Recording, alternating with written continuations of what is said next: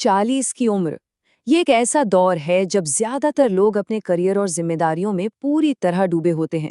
लेकिन इसी दौरान कुछ लोग चुपचाप एक लंबी, सेहतमंद जिंदगी की नींव रख रहे होते हैं। एक ऐसी जिंदगी जो 90 साल तक जाती है। तो चलिए जानते हैं वो क्या खास आदतें हैं। तो सबसे बड़ा सवाल यही उठता है, क्या लंबी उम्र बस जीन्स का खेल है? मतलब किस्मत अच्छी है, डीएनए अच्छा है तो उम्र लंबी होगी, या फिर हमारी रोजमर्रा की आदतें इसमें ज्यादा बड़ा रोल प्ले करती हैं? चलिए देखते हैं कि रिसर्च इस बारे में क्या कहती है। तो देखिए, ब्लू जोन्स पर एक कमाल की रिसर्च हुई है। ये ब्लू जोन्स दुनिया के वो इलाके हैं जहां लोग सबसे लंबी और सेहतमंद जिंदगी जीते हैं। और इस रिसर्च से जो बात सामने आई है वो सच में हैरान करने वाली है। पता चला कि लंबी उम्र में 80%, जी हाँ, 80% हाथ हमारी लाइफस्टाइल का होता है और जेनेटिक्स सिर्फ 20%।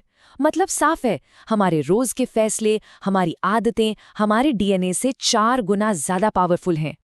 ठीक है, तो ये तो साफ हो गया कि आदतें बहुत जरूरी हैं, पर इनको शुरू करने का सबसे सही वक्त कौन सा है? रिसर्च कहती है कि एक गोल्डन विंडो है, और वो है 40s का दशक, 40 की उम्र का दौर। ये वो समय है जब इन आदतों को अपनाना सबसे ज्यादा असरदार साबित होता है।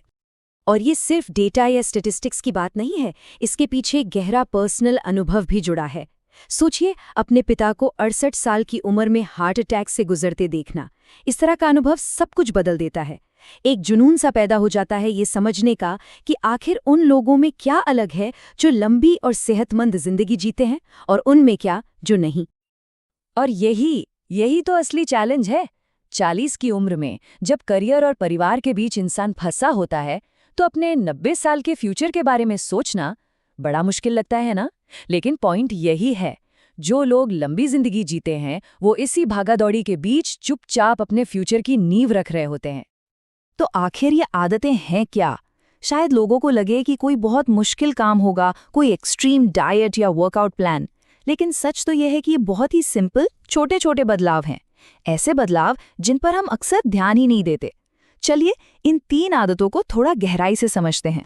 तो आइए पहली आदत की बात करते हैं, और ये थोड़ा हैरान कर सकती है। अक्सर हम सुनते हैं कि कार्डियो करो, दौड़ो, हार्ट रेट बढ़ाओ, लेकिन लंबी उम्र का असली राज है स्ट्रेंथ ट्रेनिंग। जी हाँ, वजन उठाना। जब ज्यादातर लोग ट्रेडमिल पर भाग रहे होते हैं, लंबी जिंदगी जीने वाले वेट्स उठा रहे होते हैं। लेकिन ऐसा क्यों? क्या खास है स्ट्रेंथ ट्रेनिंग में? देखिए, एक बहुत आम गलतफहमी है कि वेट ट्रेनिंग तो सिर्फ बॉडी बिल्डर्स के लिए होती है, जिनको बड़े बड़े मसल्स बनाने हैं। लेकिन सच्चाई से बिल्कुल अलग है। अब ये साबित हो चुका है कि मसल मास को मेंटेन करना एक सेहतमंद बुढ़ापे का सबसे मजबूत इंडिकेटर है। ये बाइसेप्स बनाने के बारे में नहीं है, बल्कि लंबे समय तक आज़ाद और ताकतवर बने रहने के बारे में है। और अगर अब भी किसी को शक है, तो जरा इस आंकड़े पर गौर कीजिए। 30 साल की उम्र के बाद हमारा शरीर हर 10 साल में 3 से 8% मसल मास नेचुरली खोने लगता है। ये धीरे धीरे होता है, इसलिए पता नहीं चलता, लेकिन इसका असर बहुत बड़ा है। जरा सोचिए, 70 या 80 की उम्र तक पहुंचते पहुंचते इसका क्या मतलब होगा? इसका मतलब है खुद से कुर्सी से उठ पाने और न उठ पाने के बीच का फर्क। ये कोई छोटी बात नहीं है।